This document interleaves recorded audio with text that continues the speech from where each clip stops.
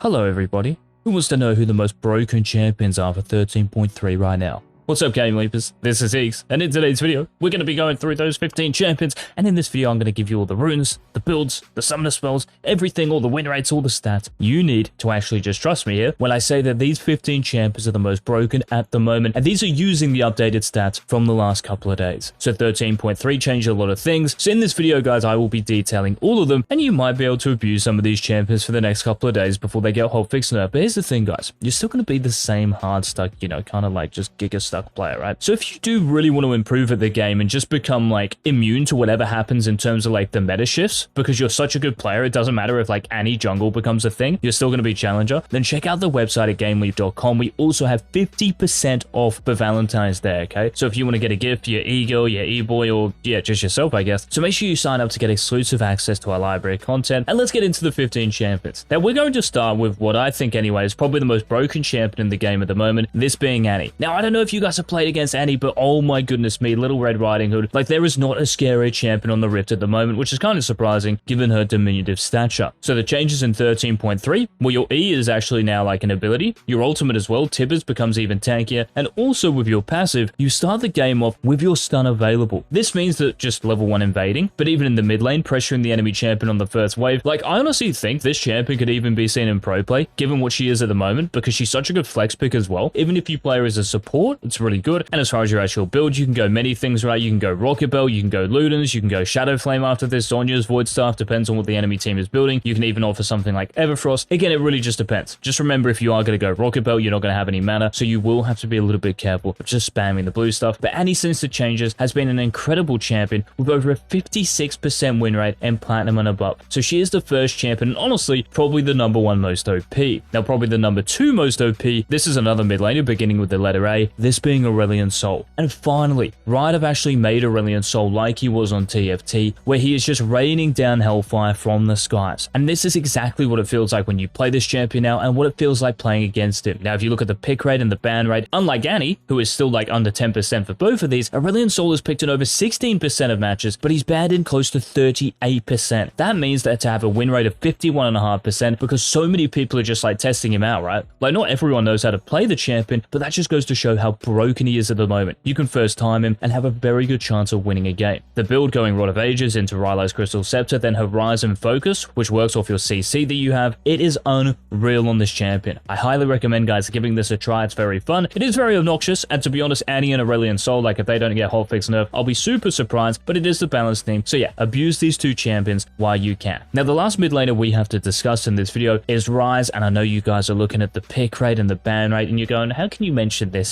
But let's be honest, if you've played against Ryze mid lane, well I don't really think he's like the Jace of the mid lane, in the sense that, Jace pretty much always wins lane, but he doesn't always win game. But I think it's kind of like a similar story for Ryze in the mid lane. Yes, you might be able to beat him, but a good Ryze player is very difficult to actually beat and bully out of the mid lane. Unless you like play a specific champion, maybe something like Cassiopeia who really counters him, maybe something like Veigar does very well, right, because the cage, Ryze is kind of close range. But even still, the guy's pushing power, the roaming potential when you hit level 6 Rod of Ages and Saras, his itemization, it's very strong right now, and there's no doubt in my mind we will continue to see Ryze picked and banned in pro play come 13.3. So I know the stats, they might look pretty bad, but I don't think they tell the whole story here. Now moving on to the top lane, we've got 4 champions here. The first of these being Darius. And Darius, with his W being on 5 seconds, the Conqueror stacking, the Hemorrhage stacking, the variety of builds you have. You can go Stridebreaker. Into range, kiting comps, you can go Trinity Force, especially if you're snowballing. After this, you can go Dead Man's Play, you can go Depth's Dance, even though it might not be giving you ability haste, the extra attack damage makes you even more deadly and you're all-ins. Steris Gauge, which got buffed a few patches ago. Darius is just like the ultimate punishing champion. You can see Platinum and above to have over a 52% win rate. He's still banned a lot, he's still picked a decent amount. This champion is just a mainstay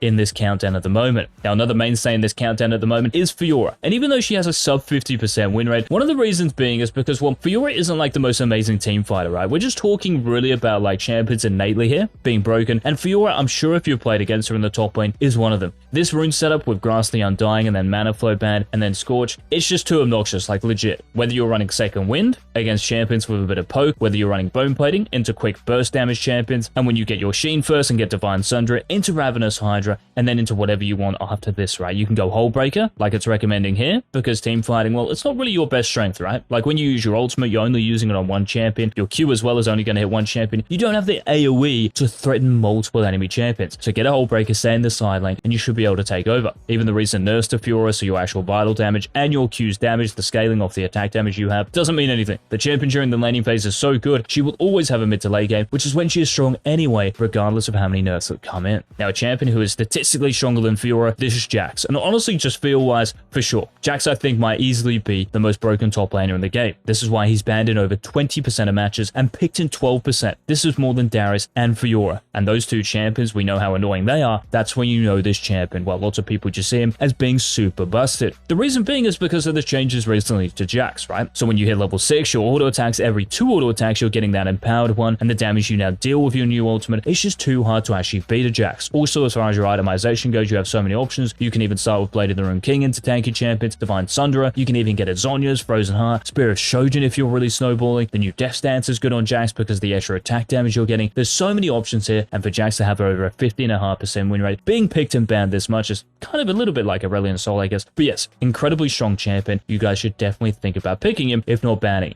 And that goes for Jace as well, guys. So he's the final top laner. And yeah, talking about like lane dominance, Jace is going to destroy everyone. Well, I mean, he might have some like kind of hard counters, I guess. Like if we talk about something like maybe Wukong, maybe Malphite does well, right? Like as Jace, you've got to play very specific. Aurelia might do well because of her amazing gap closing. But if you play this dude like T1 Zeus does, like the top players, there is not a worse sight in League of Legends than in Champ Select and seeing a Jace picked on the enemy team, especially when you don't play one of those champions I just mentioned, because you know your life, well, you're just relying on your team to help you get through the game. Also, the recent changes to Eclipse, where it's giving you ability haste, this is better for Jace, and then going something like Muramana into Cyrilda's Grudge, the build is really good, and the champion, because of those buffs to his Q's damage, his W's damage, and his base attack damage, like he's just way too strong. And that's why he's in this video. Now, moving into the jungle, we've got a few champions to talk about here, and 2 of them are kind of the same, right? So I mentioned in yesterday's tier list that Amumu and Udyr are very similar champions, because you're going to rush Demonic Embrace on both of them, and both of them are Conqueror using AP champions. Now, Amumu, I understand he got nerfed, right? But your bandage toss going up in mana cost doesn't matter. You're going to have your blue buff. Also, your E's damage, it might be down in the early game, but Amumu is an amazing scaling champion, right? And from rank 5 onwards, your E is actually dealing more damage. So as long as you get to level 9, which will happen in every single game, it's actually just like a buff for Amumu. And like I said, the mana cost thing, it's redundant for your Q, like who gives it? So that's why Amumu's got to be mentioned. And pretty much exactly the same for Udyr, right? Like maxing your ultimate first, the actual damage you have with Demonic Embrace. And both of these champions, once you do get Jackshow, remember Jackshow is enhancing your bonus armor and magic resistance. So for Udyr and then Amumu, because after these first 2 items, Demonic Embrace and Jackshow, you're going to be going tank. Whether it's like Sunfire Ages, whether it's Force of Nature, whether it's Dead Man's Blade, it could be Rando's Omen if the enemy team has a bunch of crit. It just depends right on who you're against. But these 2 champions have to be mentioned, and their win rates, their stats, they're too good for me not to put in this video. But speaking of stats, look at these stats for me for Maokai.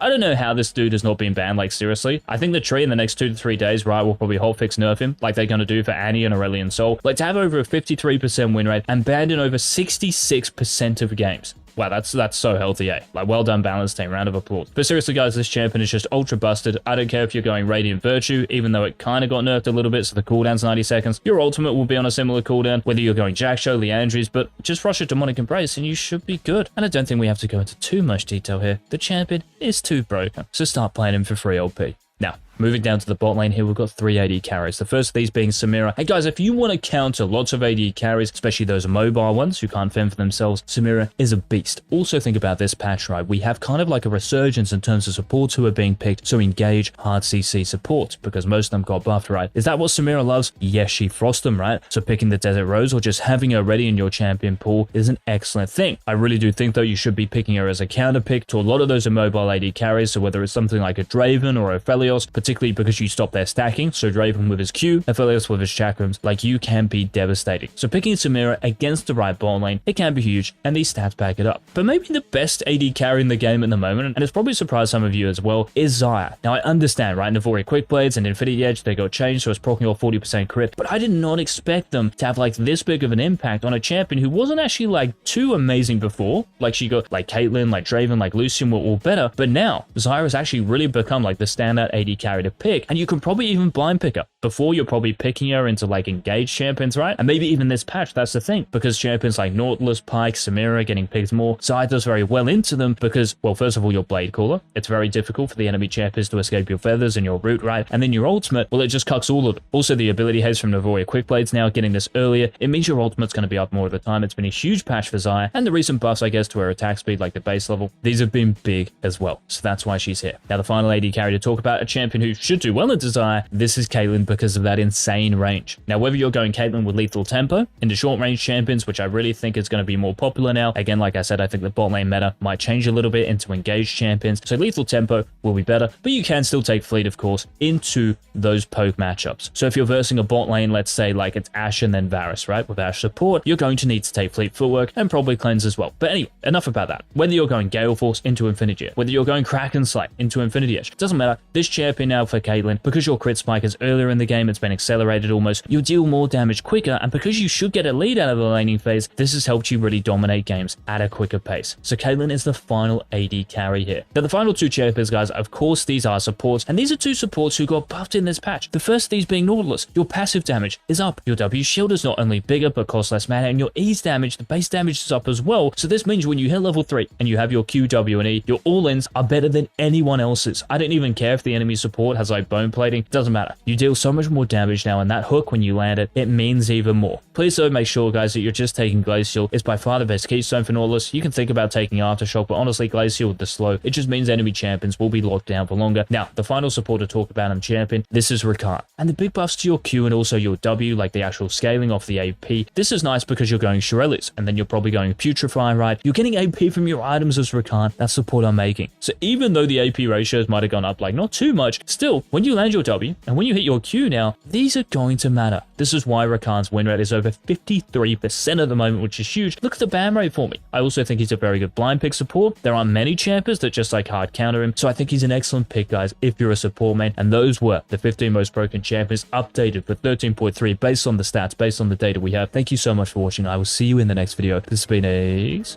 Peace.